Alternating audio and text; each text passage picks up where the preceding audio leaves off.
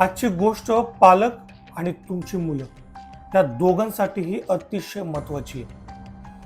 भारताच्या उंबरठ्यावर आहे ना, एक असं संकट आलंय जे तुमच्या मुलाला फक्त एका रात्रीत जिवंत प्रेत बनवू शकतं. प्राण्यांना बेशुद्ध करणारं एक स्वस्त औषध आज माणसांना झोंबी बनवत आहे.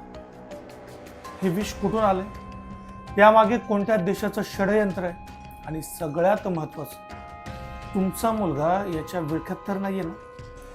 पुढची काही मिनिटं नीट लक्ष देऊन ऐका, कारण हे फक्त सत्य नाही तर तुमच्या अस्तित्वाची लढाई आहे. नमस्कार, मी प्रमिल क्षेत्रे. तुम्हाला हे रहस्यमय आणि थरारक गोष्टी ऐकायच्या असतील तर प्रमिल क्षेत्रे ह्या माझ्या यूट्यूब चॅनलला पटकन लाईक, शेअर आणि सबस्क्राईब करून टाका. ज्याला आपण विज्ञानात कथा मानतो ते आज आपल्या उंबरठ्यावर येऊन ठेपले. हॉलिवूडच्या सिनेमात दिसणारे झोंबी आता पडद्यावर उरले नाहीयेत. ते आपल्या शहरात, आपल्या गल्ल्यांमध्ये आणि कदाचित आपल्या मुलांच्या कॉलेज बॅग पर्यंत पोहोचलेत. आणि हे संकट कोरोनापेक्षाही भयानक आहे बरं का, कारण हे शरीर आणि मेंदू दोघांनाही जिवंतपणेच मारून टाकतं. या ड्रग्जचं खरं नाव आहे झायलझिन.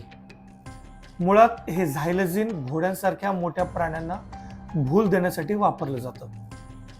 पण जेव्हा हे मानवी रक्तात जातं ना, तेव्हा काळजात धडकी भरवणारा खेळ सुरू होतो. या ड्रग्जचं सेवन करणारा माणूस तासन तास एकाच जागी कोटळ्यासारखा उभा राहतो.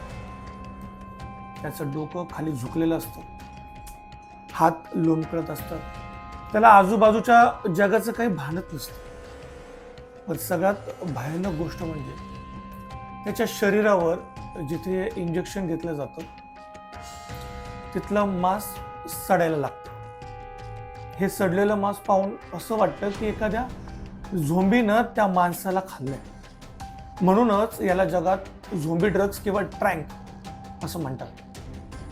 सध्या सोशल मीडियावर तुम्ही बघितलं असेल अशा अनेक मुलांचे व्हिडिओ सध्या उपलब्ध आहेत. ते आपण सगळ्यांना आतापर्यंत बघितले असतील.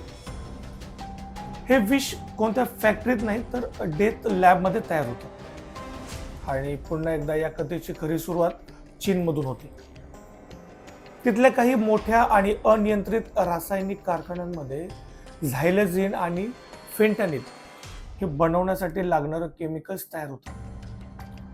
चीनमधून हे केमिकल्स कायदेशीर औषध उत्पादनाच्या नावाखाली जगभरात त्याची निर्यात केली जातात.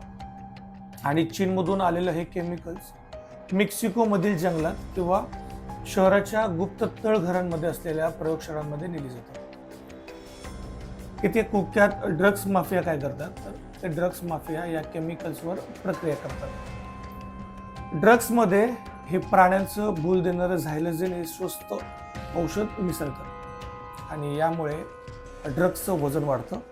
माफियांचा नफा हजारो पटीने वाढतो आणि व्यसनी व्यक्तीला याची इतकी तीव्र ओढ लागते ना की तो झोंबीसारखा करू लागतो. आजकाल हे माफिया कोणत्याही सीमेवर न येता डार्क वेब म्हणजे इंटरनेटचे एक गुप्त भाग आहे त्याचा वापर करतात, जिथे क्रिप्टोमध्ये पेमेंट घेऊन हे ड्रग्ज थेट कुरिअर आणि पार्सलद्वारे विटॅमिन किंवा पावडरच्या नावाखाली दुसऱ्या देशामध्ये पाठवले जातात. आणि भारतात हे प्रामुख्याने 3 मार्गांनी येत असल्याचं सध्या तरी समोर येतं. अफगाणिस्तान आणि पाकिस्तानच्या सीमेवरून पंजाब मार्गे, दुसरं म्हणजे मेक्सिको किंवा व्हिएतनाममधून येणाऱ्या मालवाहू जहाजांमधील कंटेनर्समध्ये लपवून, आणि तिसरं म्हणजे भारतात घोड्यांच्या उपचारासाठी झायलझिन अधिकृतपणे उपलब्ध आहे. काही भ्रष्ट डीलर आहेत ना, आणि फार्मास्युटिकल लूप होलचा वापर करून हे ड्रग्ज लॅबमधून बाहेर काढून नशा करणाऱ्यांपर्यंत पोहोचवलं जातं. हे ड्रग्ज माफिया कोणत्याही देशाचे नागरिक नसून हे फक्त एक पैशाचे गुलाम आहेत. त्यांना तुमचं शरीर सडतंय की तुम्ही मरताय याच्याशी काही देणं आणि घेणं पण नाही. त्यांना फक्त त्या 100 रुपयांच्या पुडीतून मिळणाऱ्या नफ्यात रस आहे.